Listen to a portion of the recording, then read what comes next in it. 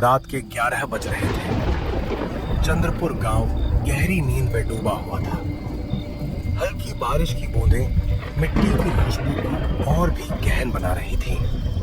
पवन अकेला भटकता हुआ वासना से अंधा उसे सुनसान सड़क तक ले आई थी। उसकी पत्नी गर्भवती थी और मायके गई हुई थी। उसे किसी साथी की तलाश थी और यही तलाश गांव से कुछ दूर एक पुरानी हवेली तक ले आई थी। लोग उस हवेली को रुद्रविलास के नाम से जानते थे। कहा जाता था कि यह हवेली अंग्रेजों के जमाने की थी और अब वहां कोई नहीं रहता था। रुद्रविलास हवेली के ठीक सामने एक प्राचीन बरगद का पेड़ खड़ा था। पेड़ के नीचे एक ऋषि मुनि की मूर्ति थी। पवन कार चलाते हुए अचानक रुक गया। उसकी नजर हवेली की एक खिड़की से आती हल्की रोशनी पर ठहर गई। इतनी रात को यहाँ कौन हो सकता है? वह कार से उतरकर हवेली की ओर बढ़ा। अंदर पहुंचते ही उसने देखा कि एक तांत्रिक आंखें बंद किए धीमी आवाज में मंत्र पढ़ रहा था। उसके चारों ओर लाल रंग का घेरा बना हुआ था और बीच बीच में वह कुछ चीजें अग्नि में फेंक रहा था। पवन हिम्मत करके पूछा, आप यहाँ क्या कर रहे हैं? तांत्रिक ने कुछ जवाब नहीं दिया। उसके चेहरे पर बस शैतानियत सवार थी। उस तांत्रिक को देख पवन को अपनी आंखों पर यकीन नहीं हो रहा था। पवन गुस्से में फिर से बोला, क्या आप जानते हैं आपकी इस हरकत से सर्वनाश हो सकता है? अपने गंदे और घिनौने मकसद के लिए ये जगह चुनी, कोई सोच भी नहीं सकता। इतना बोलकर पवन गुस्से में उस लाल घेरे के अंदर घुस गया। तंत्र साधना में लीन तांत्रिक ने अचानक अपनी आंखें खोली। उसका चेहरा किसी पिशाच से कम नहीं लग रहा था। ये सब देखकर पवन के रोंगटे खड़े हो गए। ये तूने क्या कर दिया? इस लाल घेरे के अंदर आकर तूने मेरी सिद्धि खराब कर दिया। अब इसका नतीजा क्या निकलेगा मुझे भी नहीं पता। इसका परिणाम तुझे ही भुगतना पड़ेगा। तभी अचानक जलता हुआ आग बुझ गया। कमरा बर्फ जैसा ठंडा हो गया और एक तेज हवा का झोंका पवन के चेहरे से टकराया। अंधेरा इतना गहरा हो गया कि वह अपने सामने खड़े तांत्रिक को भी नहीं देख पा रहा था। तभी एक चीख ने हवा को चीर दिया। पवन डर गया। वह पूरी ताकत से भागना शुरू किया। वह बाहर निकला और जाकर कार में बैठ गया। हवाओं में एक अजीब सी सरसराहट थी, जैसे कोई अदृश्य शक्ति वहां मंडरा रही हो। तभी अचानक उसकी कार की खिड़की पर एक दस्तक हुई। एक लड़की अलौकिक सौंदर्य वाली उसकी तरफ देख रही थी। उसकी आंखें गहरी और रहस्यमयी थी, जैसे उसमें समंदर छिपा हो। वह किसी अप्सरा की तरह लग रही थी। उसके होंठों पर एक अजीब मुस्कान थी, जो भय और आकर्षण दोनों का एहसास कराती थी। पवन सब कुछ भूलकर उसकी खूबसूरती में खो गया। क्या देख रहे हो? लगता है तुमने इतनी सुंदर स्त्री नहीं देखी।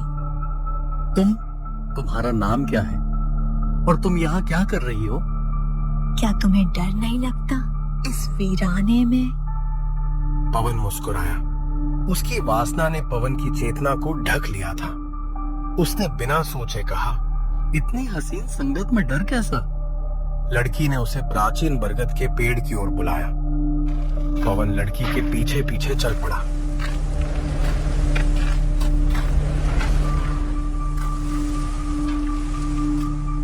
लड़की ने कहा, अगर तुम्हें मुझसे कुछ चाहिए तो तुम्हें इस मूर्ति के सामने प्रण करना होगा। अच्छा, मैंने पहले से ही प्रण कर रखा है। जैसे जैसे वह पास आया, लड़की के वस्त्र गिरते गए और उसके आकर्षण में बंधकर वह अपने आप को खो बैठा। पवन की आंखें फैल गईं। मुझे तुम्हारे बारे में सब पता है पवन, अब तुम मेरे हो। अच्छा, तुम कैसे जानती हो? जो लड़की ने उसकी ठुड्डी पकड़ ली। मेरी आंखों में देखो, क्या तुम मुझे छूना नहीं चाहोगे? पवन का दिमाग सुन्न हो गया। उसने तुरंत उस लड़की को अपने बाहों में भर लिया। लेकिन तभी चारों ओर से कई लड़कियों की डरावनी चीखें गूंज उठी। बरगद के पेड़ पर उल्टा लटकती आत्माएं, आंखें लाल, चेहरा विकृत, अंधेरे में चमकती हुई।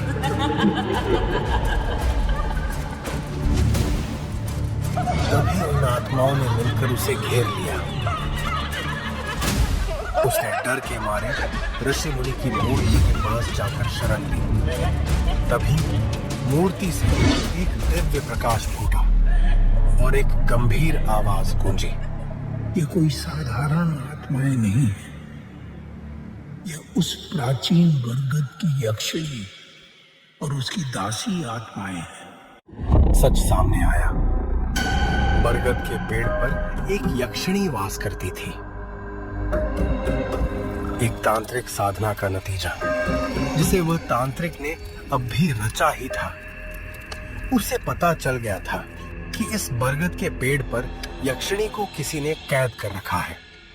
इसीलिए वह तांत्रिक तंत्र साधना से उसे अपने वश में करना चाह रहा था।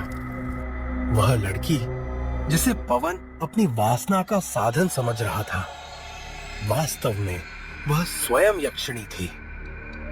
अब पवन यक्षिणी का शिकार बन चुका था।